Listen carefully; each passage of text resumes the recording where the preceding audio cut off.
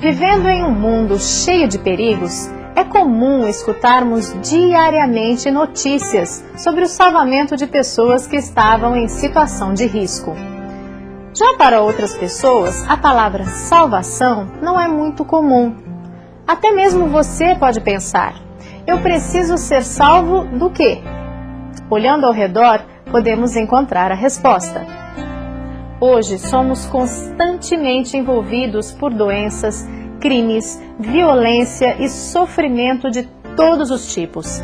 Não é fácil lidar com tudo isso e muitas vezes vem o desânimo. Como posso sobreviver a estas situações? Todos os problemas que vemos são resultado do pecado. No entanto, a Bíblia não nos deixa sem respostas. Ela revela que Deus providenciou um plano de salvação, um plano de amor para nos libertar das terríveis consequências dos males deste mundo. Deus entregou o seu Filho Jesus para nos salvar. Vamos conhecer como Deus fez isto e o que podemos fazer para sermos salvos?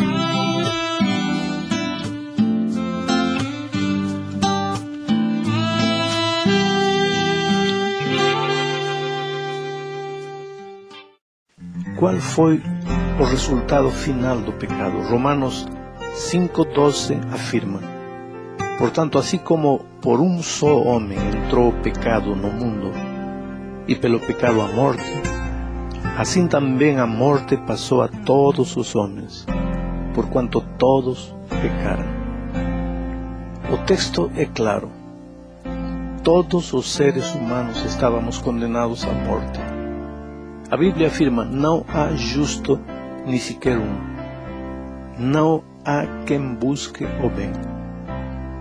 Todos pecamos, todos estávamos condenados à morte, pois o salário do pecado é a morte. Vem a pergunta: pode você sozinho resolver o problema do pecado? Jeremias 2:22 diz: pelo que ainda que te laves com salitre e uses muito sabão, a mancha da tua iniquidade está diante de mim, diz o Senhor Deus.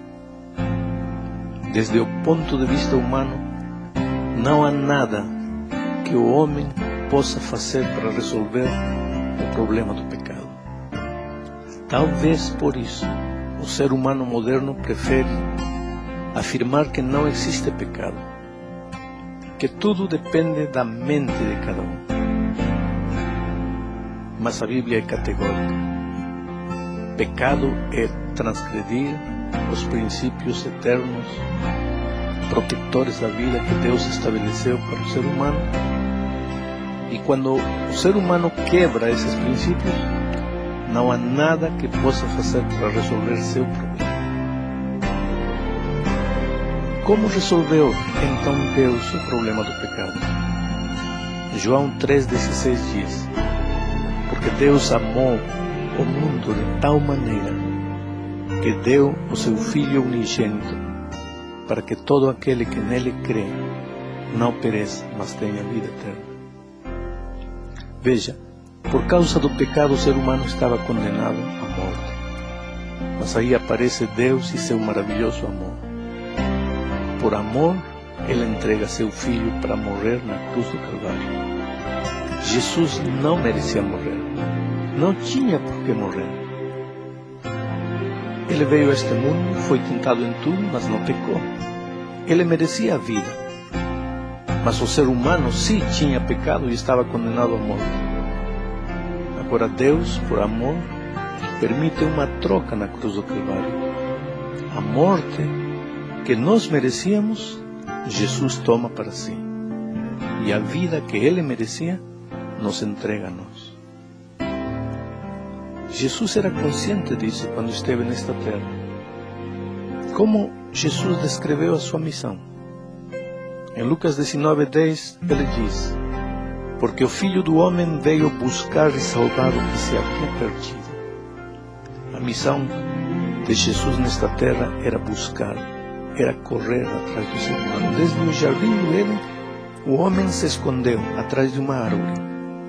sempre viveu escondendo-se, fugindo-se. Não queria se confrontar com Deus, nem consigo mesmo. Cristo vem nesta terra para procurar o ser humano e finalmente o encontra. A salvação acontece na sua vida quando você deixa-se encontrar por esse Senhor Jesus que veio a este mundo para procurar você. Hebreus 4:15 responde uma pergunta interessante. Jesus cometeu algum pecado quando esteve nesta terra?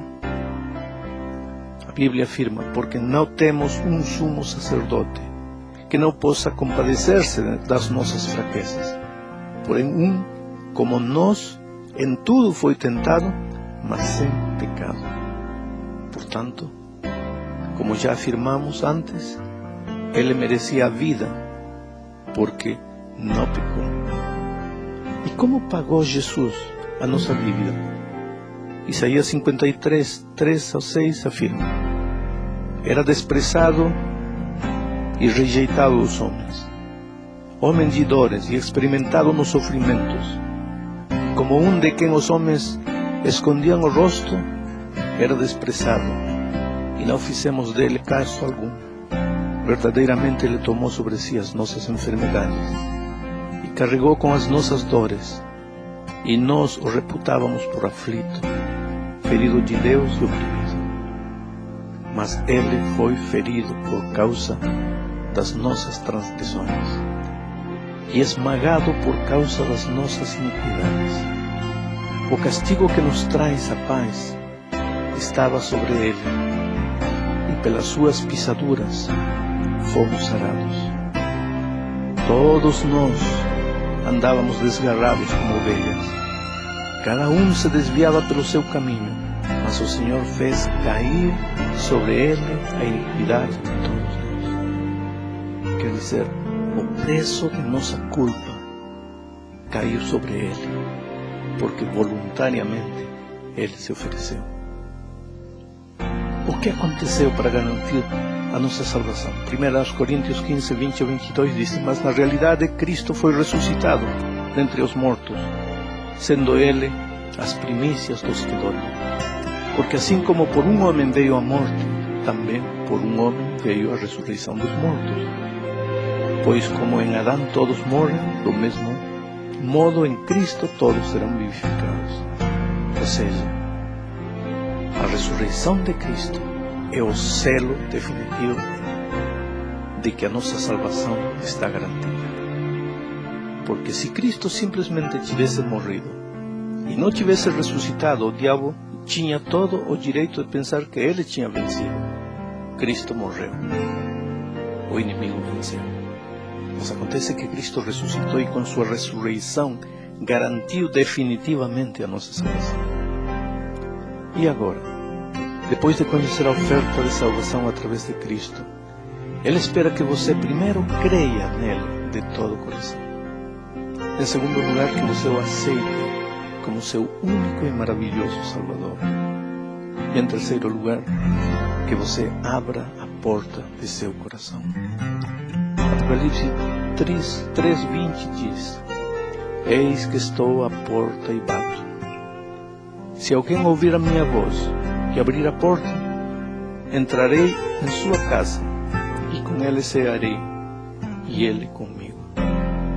Jesus está batendo a porta de seu coração neste momento. Quer você deixar entrar o seu maravilhoso Salvador? Deus sorriu pra mim, Deus sorriu pra mim.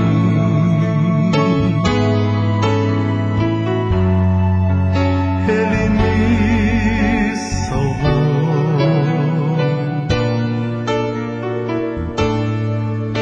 Deus sorriu pra mim.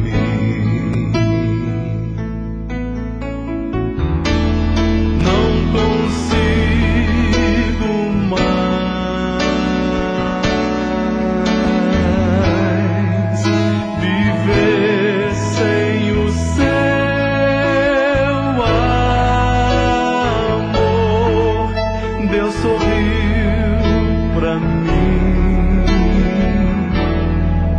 Deus é bom demais.